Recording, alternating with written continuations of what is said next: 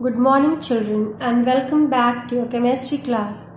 So in this chapter of biomolecules, in the previous video we had discussed about monosaccharides, right? And we had discussed about all the chemical properties of monosaccharides. One test for glucose and fructose also was, if you remember, the bromine water test that I had given you, in which the glucose, when it is treated with bromine water or hydrolyzed with bromine water, it gives gluconic acid, if you remember. So over there, the red color water of that bromine, it disappears due to the presence of your aldehydic group in your glucose, and it changes to carboxylic group. That is why it formed gluconic acid, COOH instead of CHO. Whereas in fructose, it does not decolorize the red color of bromine water. So this was the difference which you can find between the glucose and fructose. Now today we are going to discuss about saccharides. Now saccharides, they are for example sucrose, maltose, lactose and so on. So in your syllabus, new syllabus, we only have sucrose. We do not have maltose and lactose. So we are going to just talk about sucrose today. So the sugar which on hydrolysis it yields two monosaccharides. What are they termed as? Disaccharides. They are crystalline solids. They are soluble in water also. Okay. And they have the general formula. What is the general formula? C12H22O11. This is the general formula of disaccharides. And these disaccharides, they differ in the spatial arrangement of the groups, right? So disaccharides, they are divided into two categories. This also I had explained you earlier as reducing sugars and non-reducing sugars. So disaccharides which reduce Fehling solution and Tollens solutions, what are they termed as? They are called as reducing sugars, whereas those disaccharides which do not reduce Fehling and Tollens solution, what are they termed as? Non-reducing sugars. This was already explained to you in your previous video. Now today I shall begin with sucrose in this video. So it is a disaccharide because on hydrolysis it is going to give us how many? Two monosaccharides. What are those two monosaccharides? It gives glucose and fructose. Okay, equimolecular mixture of glucose and fructose is given. So hydrolysis of sucrose, it is also termed as inversion of cane sugar. What did I say? Hydrolysis of sucrose is also called as inversion of cane sugar, right? Now why is it so? That I'll explain it to you. So first let us understand this. C12H22O11, when this is hydrolyzed, when this is hydrolyzed in the presence of an acid, what it is going to give? It is going to give you glucose, that is C6H12O6. This is D plus glucose, right? And it is going to give C6H12O6, that is D minus fructose. Okay, so this is termed as the inversion of cane sugar. Now, why is this hydrolysis of sucrose called as inversion of cane sugar? Because sucrose is a dextrorotatory, but on hydrolysis it gives an equimolecular mixture of glucose and fructose, which is levorotatory. Thus, what do we see? The sign of the angle of rotation is inverted, right? That is, the angle of rotation of dextrorotatory glucose is how much? That is plus 52.5 degrees, right? But the angle of rotation of levorotatory fructose, it is how much? Minus 92.4 degrees. Therefore, we can say that equimolar mixture of glucose and fructose, it is levorotatory, as the net angle of rotation has the negative sign. I hope you have understood why it is called as inversion of cane sugar. Clear? Because over here sucrose is dextrorotatory, while on hydrolysis it produces a compound, a equimolecular compound, which is levorotatory. Now let us talk about the structure of sucrose. So a sucrose molecule, it is composed of alpha glucose and beta fructose units, right? And they are joined by a glycosidic linkage, which is always formed between C1 of your alpha glucose and C2 of your beta fructose. Okay, so I will draw and show it to you now.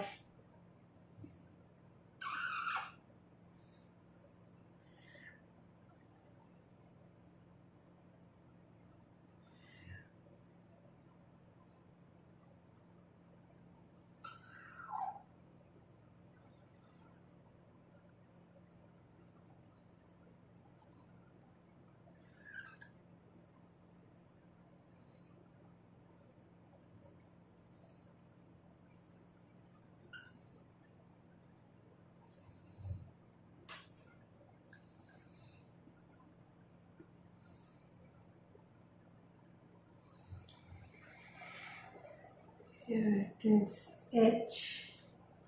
HOA.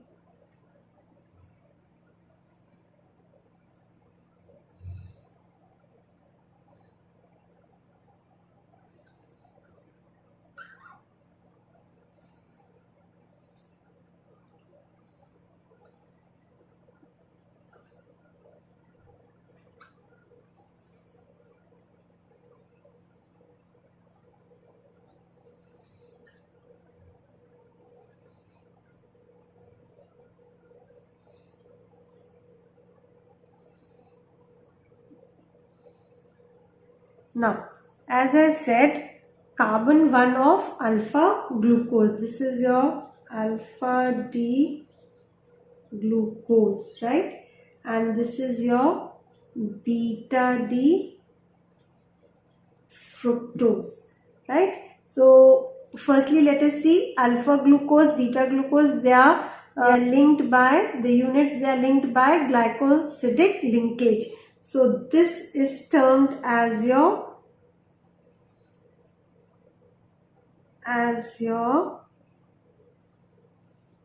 glycosidic linkage, right? Next, what did I say? Between carbon 1 of alpha glucose. This is 1, then 2, 3, 4, 5, okay? And C2 of beta fructose. So this is 1, this is 2, 3, 4, 5. I hope this is very clear to all of you. So alpha glucose and beta glucose units, they are linked together by glycosidic linkage between carbon 1 of alpha glucose and carbon 2 of the beta glucose. This is the complete structure of your sucrose. So what do we mean by this glycosidic linkage that I have shown you over here? It is the bond between the carbon 1 of your alpha glucose and carbon 2 of your beta glucose via this oxygen atom, right? This is called as glycolytic linkage. I hope this is clear to you. So this was all that we had to study in sucrose. Then with this we finish off with the disaccharides. Now we shall move to polysaccharides. So let us begin with polysaccharides. They are the carbohydrates which yield larger number of monosaccharide molecules upon hydrolysis. Like for example, they are, if you remember, I had told you in the beginning, it is starch, cellulose, and even glycogen and so on, right? So these have mainly two functions, namely structural and nutrient functions. So let us start off with the starch. That is, so it is a polysaccharide, this we already know. So the fundamental unit of this starch is what? It is D-glucose, and this starch is the polymer of D-glucose, right? This starch is the polymer of D-glucose. If you can see the figure over here, the starch occurs as characteristic grains in the tubers of plants such as potato, where it acts as a food reserve, right?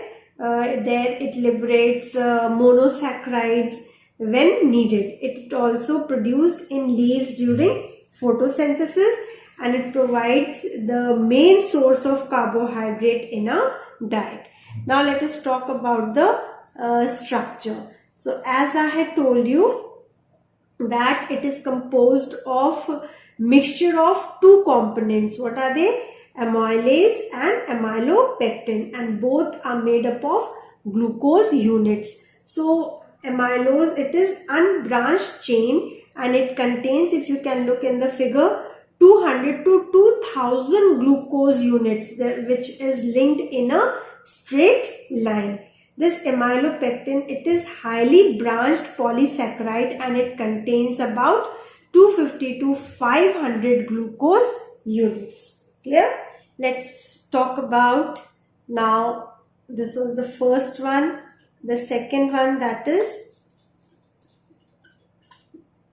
cellulose. Cellulose, it is also your polysaccharide.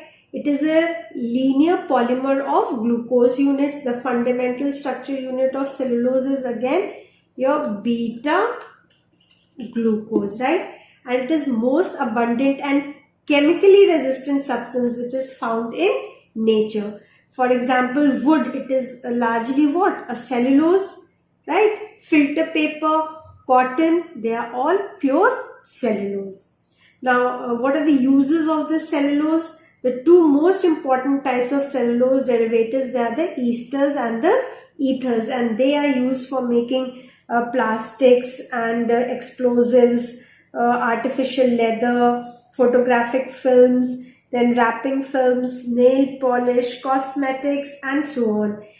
So among the polysaccharides obtained from plant, what are they? The gums and the pectins. And pectins, they are used generally for the gelling agents in the making of our preservatives or the jellies that are found in the fruits, right? And the gums, they are used as the emulsifiers in the food or in the pharmaceuticals or cosmetic industry, right? So what do we know about the structure of cellulose? It is a straight chain polysaccharide, and it is composed of beta glucose units that are linked together by the glycosidic linkage between carbon 1 of one glucose unit and carbon 4 of the next glucose unit, right? Now we next move to the third one, that is the glycogen. Let's understand glycogen now. It is also your polysaccharide of animal origin. So plant origin is your cellulose and animal origin is your glycogen. It is the main form in which the glucose is stored in the body actually, and it is present where? In the liver, in the muscles, and also in the brain. And this glycogen, it is found in the fungi and the yeast The general formula of this glycogen is how? What? C6H10O5 n number of times. So thus it is a polymer consisting of large number of glucose units, right? And the structure of glycogen, it is somewhat similar to amylopectin, but it is more branched. Glycogen is more branched, and it is also known as animal starch, or it is also called as animal starch, right? So with this we finish off with the polysaccharides also. In your next video I will be talking about proteins and nucleic acids. Thank you.